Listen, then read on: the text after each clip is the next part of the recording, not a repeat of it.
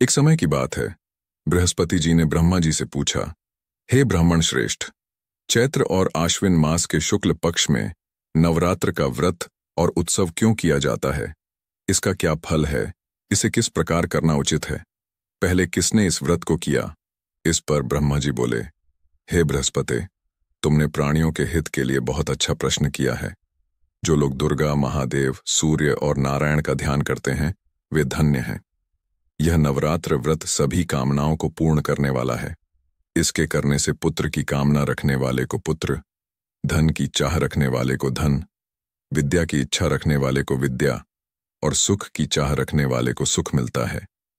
इस व्रत से रोग दूर होते हैं, विपत्तियां समाप्त होती हैं, घर में समृद्धि आती है और संतानहीन स्त्रियों को संतान प्राप्त होती है। ब्रह्मा जी ने यह भी कहा कि नवरात्र व्रत न करने वाले अनेक कष्टों को भोगते हैं और उन्हें जीवन में दुख, रोग और अभावों का सामना करना पड़ता है।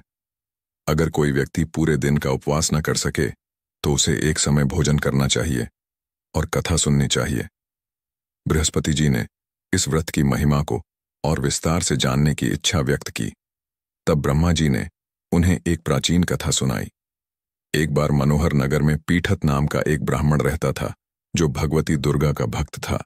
उसकी एक सुंदरी कन्या सुमति थी जो अपनी सखियों के साथ खेलते हुए बड़ी हो रही थी। एक दिन सुमति दुर्गा पूजा में अनुपस्थित रही, जिससे उसके पिता को क्रोध आया और उन्होंने सुमति से कहा कि उसका विवाह किसी कुष्ठ रोगी या दरिद्र व्यक्ति से कर देंगे। सुमति ने अपने पिता के इस कठोर वचन को स्वीकार कर लिया, यह कहते हुए कि जो जैसा कर्म करता है उसे वैसा ही फल मिलता है। पिता ने सुमति का विवाह एक कुष्ठ रोगी से कर दिया।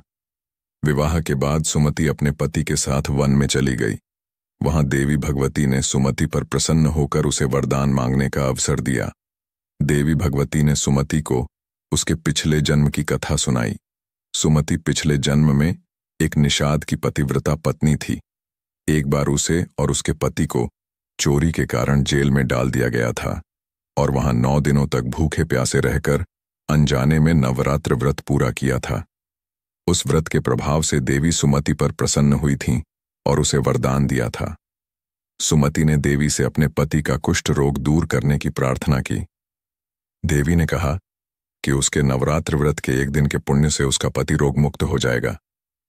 सुमति ने ऐसा ही किया और उसका पति सुंदर और निरोग हो गया।